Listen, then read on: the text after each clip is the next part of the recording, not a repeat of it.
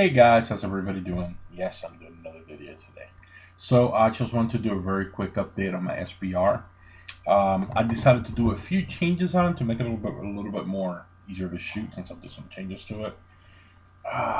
Here we go. All right, so what I did was I went ahead and I got rid of the crank um, 2 to 3, and I went ahead and I put an A1 bird cage on here to make it a little bit shorter and a little bit lighter up front. I went ahead and I moved the vertical grip back to make it a little bit easier to grip, especially when I'm shooting. That way I can keep it a little bit more compact and a little bit easier to shoot.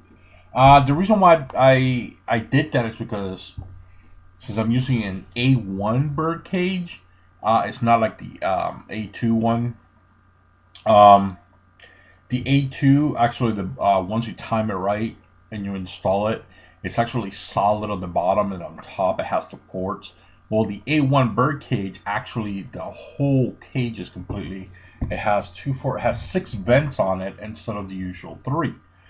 So of course, if I would have left the vertical grip right up here and I will be holding it to shoot, like you can see I'm shooting right here, the blast would just start hitting my hands, and I don't want to sit there and like scrape flesh off my rifle. So I don't have a rip flesh out because I'm not simple enough to put my head on there. But at least it'll keep it a little bit more stable when I shoot. Since it's a 22, it's not going to be that bad. But like I said, I put the vertical grip a little bit back, so that way I can grip it a little bit tighter. Ooh, that's kind of cool. So I can grip it a little bit tighter, so I can bring it up. And then another update that I'm doing on this is I'm going to remove the side folding stock off of this one, and I'm going to install it on another rifle that I completely stripped a long time ago, and I'm going to make that into a 22. What it is, I'm just going to go ahead and use a collapsible stock on it, so that way I can use this as a multi-caliber lower instead of just a 22. That's the good thing about doing SBRs. Once you have an established caliber, you can switch it whenever you want, as long as it's not permanent. If you do it permanently, then you're going to have to get us a notarized letter to the BATF telling them, hey, this is what I'm doing.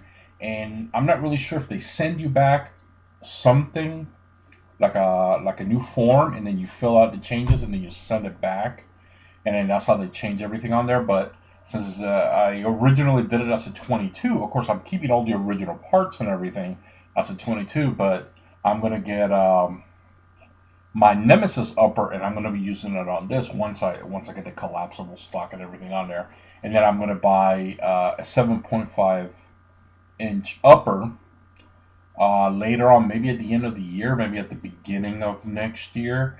And then that one is going to go in my AR pistol, so that way I can have it very short. So pretty much it'll look like this if it was an AR pistol, because it'll just have the AR pistol buffer here, and it'll probably be the same length as this. It looks a little bit longer, that's because I have my contour camera right on there, but it's actually only comes up to here with the A1 flash hider.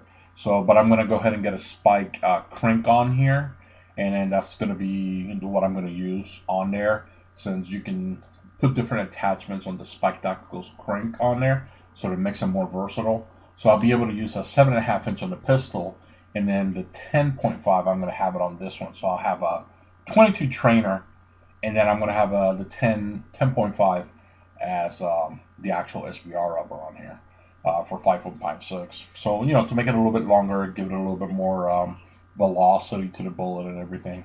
But that's just a really quick update what I'm doing with my SBR. Like I said, I'm keeping all the original parts, so that means if something ever happens, BATF, they're being asked, I said, oh, you changed it. I can easily just go ahead and slap this back on here and just leave the collapsible, because when I originally I did the size and everything, I was mocking it with one of my regular lowers. I know, because when you do the measurements, you have to take off the buttstock. So I put the pistol frame on top of the regular one, and then I measured it with that tube, and then that's how I got my length completely for my rifle. So if they ever say anything, all I got to do is just keep that collapsible stock and just re-put the original um, 22 upper on it, and they can't say squat.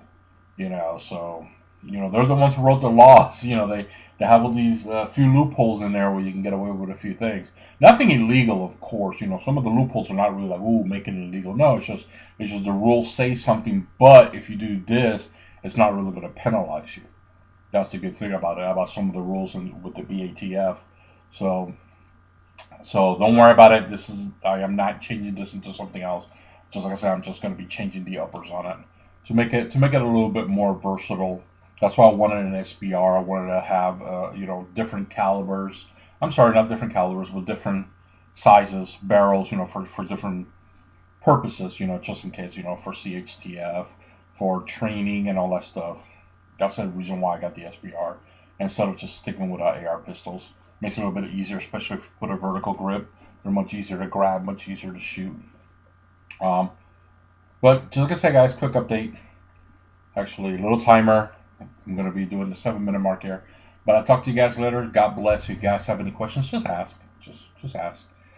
Click like, comment, whatever. Just gives me a pretty good idea what you guys are looking at there. So I can help you out. Of course, legally, of course. I'm not going to tell you anything illegal or anything like that. But all right, guys. See you next time. God bless. And enjoy the rest of the day.